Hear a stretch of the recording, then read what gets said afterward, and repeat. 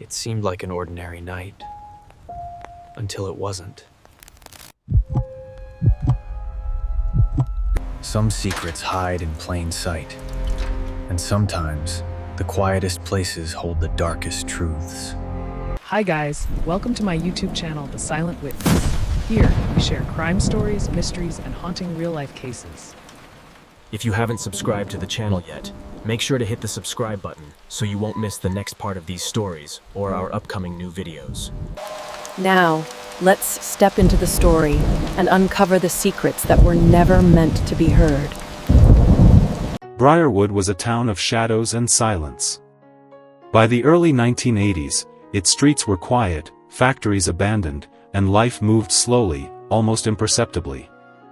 For most residents, nothing extraordinary ever happened here. But beneath the calm, small patterns began to emerge: disappearances, unexplained absences, and overlooked details that would one day reveal the fragility of routine. Harold Whitman, an accountant whose life was defined by numbers and quiet precision, lived here unnoticed. He would vanish, and what seemed ordinary at the time would later expose the cracks where crime, deception, and overlooked truths had quietly thrived. Inside a simple duplex on Briarwood's east side lived Harold Whitman. He kept his life orderly: routines, finances, and meticulous attention to detail. Neighbors barely noticed him, and that invisibility became his shield. When he disappeared, no signs of struggle or forced entry were observed. The house remained calm, untouched. But hidden within that quiet order were clues: calendars with circled dates, ledgers with marked discrepancies, and habits that hinted at an underlying tension. At first, it appeared as a voluntary absence. But even ordinary patterns can conceal extraordinary events, and Whitman's disappearance would prove just how easily normalcy can hide the darkest truths. A calendar on Whitman's kitchen wall seemed innocuous. Several dates circled in red, unnoticed, meaningless to casual observers. But those circles marked deadlines, meetings, and moments tied to hidden tensions. They connected the mundane to the extraordinary, signaling obligations that no one else appreciated. To investigators years later, these marks would be among the first evidence that something in Whitman's life was irregular. It wasn't a warning shouted aloud, but a quiet signal of preparation, of a man whose careful habits were about to collide with secrets others preferred to keep buried in silence. The first welfare check was routine. Officers found no signs of struggle, no overturned furniture, nothing to indicate immediate danger. The house was orderly, the bed made, the belongings untouched. To them, Harold Whitman's absence was ordinary, unremarkable. It was easy to assume he had left town or taken a trip. In Briarwood, small anomalies were often overlooked, and cases like this quietly merged into a routine pattern. But sometimes, ordinary appearances hide extraordinary truths. Whitman's disappearance, initially dismissed, would later be seen as the starting point of a chain of events that revealed deception, secrecy, and the quiet cunning of those around him. Whitman's file joined hundreds of others inside metal cabinets. Names and cases that no one had the time to follow, slowly fading into dust. At the time, his absence seemed insignificant, another adult gone without explanation. No one questioned the assumptions. But over time, investigators realized that ordinary paperwork could conceal extraordinary evidence. Small omissions, ignored discrepancies, and overlooked details would later form a pattern suggesting not randomness, but design. In Briarwood, the system itself, slow, bureaucratic, and trusting, allowed silence to persist. And Harold Whitman's disappearance would demonstrate how easily truth can be buried beneath routine and inattention. Harold Whitman lived in numbers. Every ledger, every annotation, every circled figure mattered. It was meticulous, quiet work, but it brought him closer to truths others ignored. Small discrepancies began to accumulate: funds transferred without documentation, expenses categorized vaguely, loans repaid before issuance. Alone, they seemed minor, but together they formed a narrative Whitman could not overlook. That narrative would ultimately place him in danger, unseen by those around him. Accuracy, in a town built on complacency and trust, became dangerous. And the documents he kept would later hint at the depth of the secrets surrounding his disappearance. The office where the partnership met was unremarkable. Its brick walls and narrow windows seemed ordinary, even banal. But within those walls, hidden dynamics shaped lives. Whitman, meticulous and observant, would enter that building one final time. Meetings were private, discussions unrecorded. No one would document what transpired inside. Outside, the rain fell, masking movements, erasing evidence, and allowing decisions to unfold quietly. It was a place where trust, authority, and routine intertwined. And when Whitman stepped inside, no one realized that ordinary procedures would soon converge with quiet danger, leaving a trail of absence in their wake.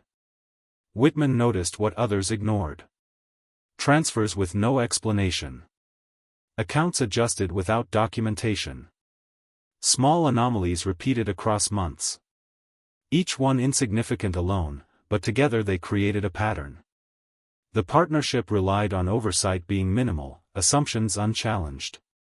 Whitman's awareness, once an asset, became a liability. Notes, annotations, and question marks hinted at tension. They signaled that someone had crossed a line, or that he had seen something that others wanted hidden. Years later, these small paper clues would become critical, illuminating a story that had been carefully buried beneath silence, routine, and deliberate inattention. Days after Whitman's disappearance, records and materials vanished. A routine clean-out appeared ordinary. Yet the timing and selectivity suggested intent. Sensitive documents, calculations, and notes never resurfaced. Those responsible ensured that nothing remained. Legal and procedural, each step seemed innocent, yet cumulatively, the measures erased evidence.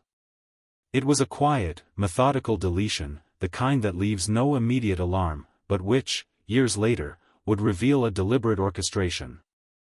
What appeared accidental was, in fact, carefully managed. And the absence of these materials would later challenge investigators to reconstruct a timeline that had been designed to disappear. At first glance, it appeared that Harold Whitman had simply left town. His car remained unlocked, fuel half full, as though he intended to return. The scene suggested voluntary departure, an ordinary exit. Yet investigators would later understand that appearances had been manipulated. The road, the weather, the timing, all contributed to a narrative of normalcy. The vanishing was precise, engineered to blend with expectation. Whitman's disappearance was not chaotic or violent, it was calm, deliberate, and silent. And in that silence, the first shadows of a far-reaching truth began to emerge, waiting for someone to uncover them years later. 7 years after Whitman's disappearance, the case resurfaced unexpectedly. A federal audit flagged irregularities in documents bearing his signature long after he had vanished. On paper, he was still active, approving transactions, signing forms, and appearing to manage accounts. Yet in reality, Harold Whitman had been gone for years. The contradictions puzzled investigators. Was someone forging his identity, or had he secretly continued his work in hiding? The audit forced authorities to reopen the file, this time with more scrutiny. Every ledger, every bank transfer, every annotation had to be re-examined. Patterns that once seemed random now suggested careful orchestration. The trail was faint, obscured by time, but it was enough to hint that Whitman's absence was not voluntary, it had been designed to mislead and conceal. Forensic experts examined Whitman's documents meticulously. They detected subtle inconsistencies, variations in pressure, spacing, and slant that suggested forgery. The signatures were convincing to casual observers, but not authentic. Whoever had continued to operate in Whitman's name understood accounting, procedure, and subtlety. They left enough trace to maintain appearances, yet erased any evidence that could implicate them directly. The discovery revealed a calculated effort to manipulate perception. It suggested someone had anticipated Whitman's attention to detail and prepared measures to circumvent it. What had seemed like bureaucratic errors were now deliberate interventions. These findings transformed the narrative from a missing person case into a quiet, sophisticated orchestration of deception, where time, trust, and systems themselves became tools of concealment. Investigators traced the Briarwood Development Partnership's assets to remote properties, including an abandoned quarry miles from town. Purchased years earlier at minimal cost, the land had been left undeveloped, almost invisible. In retrospect, the location suggested a place ideal for hiding evidence, shielded from oversight. Roads leading to the site were poorly maintained, overgrown, and rarely traveled.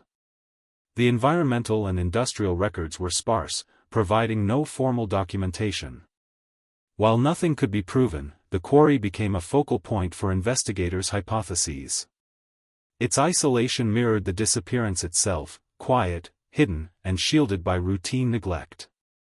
Time had eroded physical clues, leaving only possibility.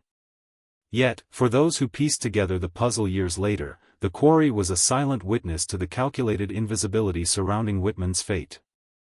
The quarry, once bustling with minimal industrial activity, now existed as a landscape of neglect and secrecy. Investigators found paths obscured by vegetation, collapsed earth hiding potential disturbances, and no immediate access for searches. Even in a theoretical excavation, evidence could have been destroyed naturally or by prior human intervention.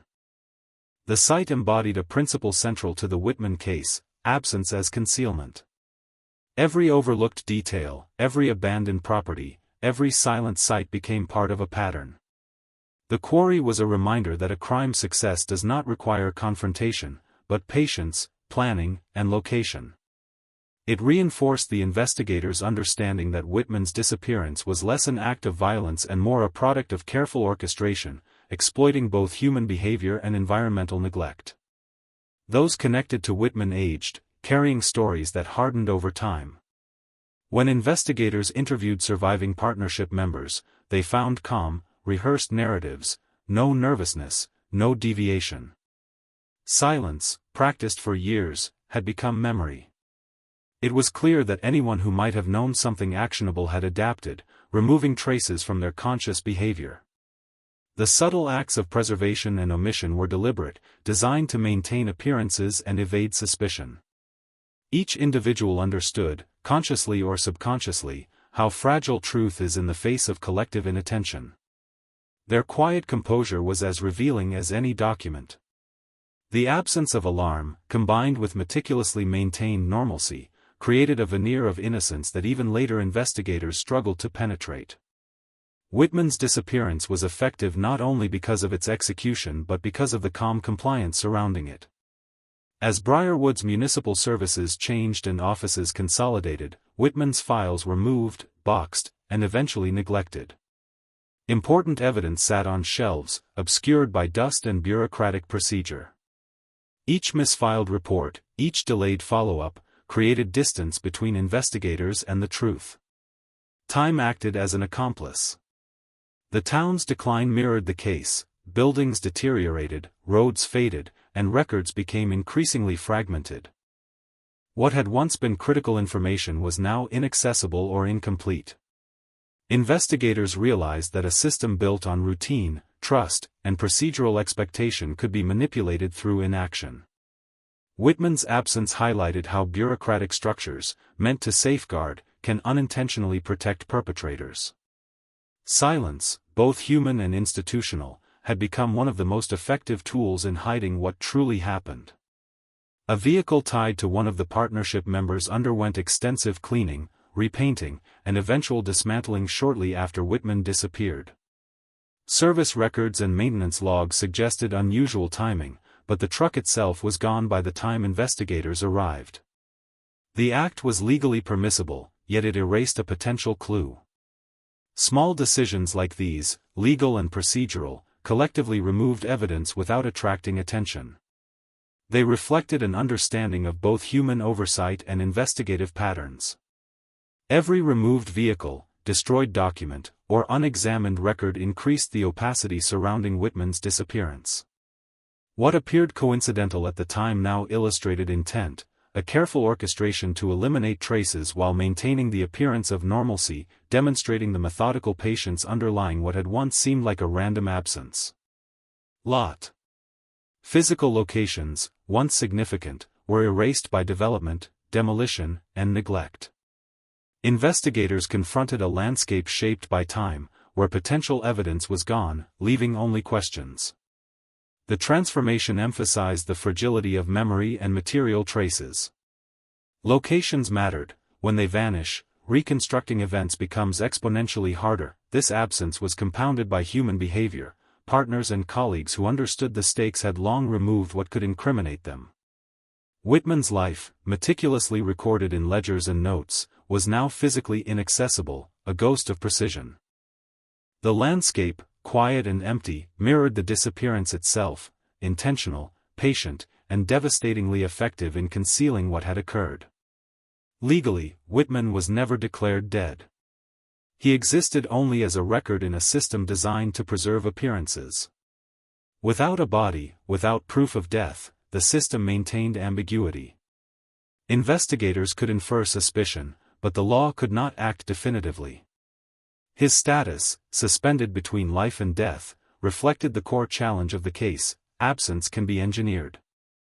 Each day he remained missing extended the uncertainty, and each bureaucratic procedure inadvertently reinforced the perception that nothing abnormal had occurred. The digital record preserved his existence formally, while reality had erased him. This duality, between system recognition and physical absence, underscored how Whitman's disappearance was not merely about a person gone, but about manipulation of perception, systems, and collective expectation. Old photographs captured Whitman's quiet life, meticulous, unremarkable, and isolated. No family, no public appearances, no visible drama. They revealed a man defined by routine, yet unknowingly at the center of something far larger. In hindsight, each image became evidence of normalcy exploited. His anonymity allowed those around him to act without scrutiny. Investigators would later interpret these artifacts as pieces of a broader puzzle, a life meticulously recorded, then methodically erased. The photos served as a haunting reminder that ordinary lives, when entangled with deceit, can vanish almost invisibly. Whitman's story, reconstructed through faded images, missing documents, and silent witnesses, highlighted a chilling truth: that the absence of obvious violence does not preclude extraordinary malice. Whitman's ledgers were more than numbers; they were a map of trust, responsibility, and hidden anomalies. His meticulous work recorded discrepancies, transactions, and subtle patterns that others failed to notice or ignored. When he disappeared, the absence of his oversight allowed irregularities to continue unnoticed. Each closed ledger symbolized both his diligence and the fragility of systems dependent on a single observant individual. Years later, investigators recognized that the smallest annotations, crossed-out entries, question marks, subtle notes, could have prevented manipulation if acted upon. His disappearance transformed routine oversight into vulnerability. What seemed mundane became critical. The intersection of precision and human negligence had created a space where deception could thrive silently, leaving Whitman's fate obscured in the shadows of his own records. No trial ever took place. No charges were filed. The law, constrained by absence, lack of proof, and time, could not pursue the responsible parties. Justice, in its traditional form, was denied. Yet consequences unfolded in subtler ways. Partnerships dissolved. Assets dwindled. Reputation faded. The absence of formal judgment did not erase responsibility entirely, it simply transformed its manifestation. Investigators, trained to observe, recognized that some crimes succeed not with dramatic confrontation but through careful planning, patience, and manipulation of routine. Whitman's disappearance demonstrated that absence, silence, and procedural compliance can act as instruments of concealment, leaving the observer to reconstruct a narrative from shadows, probabilities, and the faint traces left behind in the world he once meticulously documented. Briarwood itself had become a witness.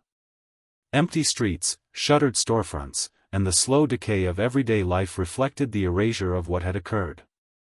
The town's decline mirrored the disappearance, quiet, patient, unremarkable to those who did not look closely. Investigators realized that environment and human behavior were intertwined. Neglect, routine, and resignation collectively shielded wrongdoing. The town's silence allowed the vanishing to remain plausible. Each abandoned building, every empty street, and forgotten corner became part of the story, both a literal and metaphorical backdrop for the calculated disappearance. Whitman's absence resonated not only through records and memory but also through the very spaces he once inhabited, spaces that had silently preserved the truth without revealing it.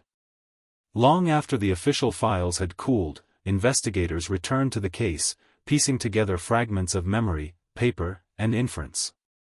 They realized the success of Whitman's disappearance relied not on violence but on patience and systemic gaps.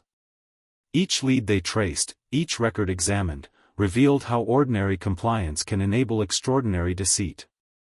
Investigators confronted the uncomfortable reality: crimes could exist within procedural normalcy, and silence, practiced, passive, and deliberate, can become complicit. The deeper they delved, the more evident it became that Whitman's fate had been sealed not by chaos, but by methodical quiet. In that silence, truth remained, waiting for attention that arrived too late, a haunting lesson in human oversight and the fragility of assumed normalcy. Dust on record signified more than time, it reflected neglect. Critical evidence existed, yet no one acted decisively to preserve or examine it. Each piece of information that sat idle contributed to an incomplete narrative, allowing orchestrated concealment to persist. Years later, the weight of accumulated inaction became apparent. Investigators pieced together patterns that had been ignored: selective destruction of documents, unexplained transfers, and vanished signatures. The mundane bureaucracy that allowed this case to fade became a mechanism of secrecy. Whitman's disappearance, reconstructed through fragments of documentation and faded recollection, revealed the power of procedural inertia. The smallest gaps, left unchallenged, can conceal extraordinary truths, and the silence around them becomes the most effective accomplice. Crimes do not always announce themselves. Sometimes they are engineered to feel ordinary, camouflaged within routines, paperwork, and the predictable flow of daily life. Whitman's disappearance exemplified this principle: a man removed not by spectacle but by careful patience and exploitation of expectation. Investigators later recognized that absence itself can be a form of evidence, pointing toward deliberate manipulation. Remote locations, overgrown paths, and abandoned spaces acted as natural shields. Silence, familiarity, and trust were weaponized, allowing those who orchestrated events to act undetected. Whitman's fate was not hidden in chaos, but in precision, the precision of timing, behavior, and environment that quietly masked intent, leaving truth to emerge only years later through patient reconstruction. The circled dates on Whitman's calendar, once overlooked, became critical markers of his final movements. They signified obligations, meetings, and confrontations that would alter his life irrevocably. Each mark was a silent warning, invisible to casual observers but legible to those who later traced his steps. Time, absence, and human inattention transformed ordinary symbols into haunting clues. The calendar captured both intention and vulnerability, a man aware of obligations, yet unaware of the danger surrounding him. Investigators interpreted these details as evidence of careful orchestration, the collision of meticulous planning and unseen forces. Whitman's fate, entwined with these dates, underscored the chilling reality that ordinary patterns can conceal extraordinary risk. Whitman did not leave Briarwood by choice. The fading town sign, weathered and overlooked, symbolized the broader erasure surrounding him. Absence had been engineered to look ordinary, blending into a town accustomed to quiet and routine. Every neglected street, abandoned building, and bureaucratic oversight contributed to the illusion that life moved on uninterrupted. Investigators realized that disappearance was not only a physical event but also a social and procedural one. People's assumptions, coupled with environmental neglect, became instruments of concealment. Whitman's life, meticulously organized yet quietly vulnerable, demonstrated how ordinary systems, habits, and trust can be exploited to hide extraordinary malice without attracting immediate suspicion. Whitman was removed not by chaos, but by patience and calculated silence. The desk lamp illuminated an empty office, symbolizing the absence that defined the case. Every procedural decision, every delayed follow-up, every unnoticed discrepancy contributed to his erasure. Investigators recognized the precision of timing, environment, and trust that made his disappearance so effective. The shadows and light mirrored the story itself, fragments of truth visible only when illuminated carefully. What had been mundane, office routines, overlooked ledgers, casual assumptions, became the tools of concealment. In reconstructing the events years later, the investigators understood that Whitman's fate had been sealed long before anyone realized, demonstrating the quiet, methodical efficiency of a crime engineered to escape detection. The chair remained empty, a silent testament to Harold Whitman's absence. No body, no confession, no immediate explanation, just emptiness. Yet it bore witness to a story carefully hidden within routine, trust, and time. The absence itself spoke louder than any evidence ever could, highlighting how ordinary systems can conceal extraordinary acts. Whitman's disappearance demonstrated that silence is not neutral, it can be a tool, a shield, and a weapon. Years later, investigators pieced together fragments of documents, faded recollections, and subtle anomalies to reconstruct what had happened. The empty chair symbolized both the man who was gone and the lesson left behind, that meticulous planning, patience, and human oversight can erase truth as effectively as any act of violence.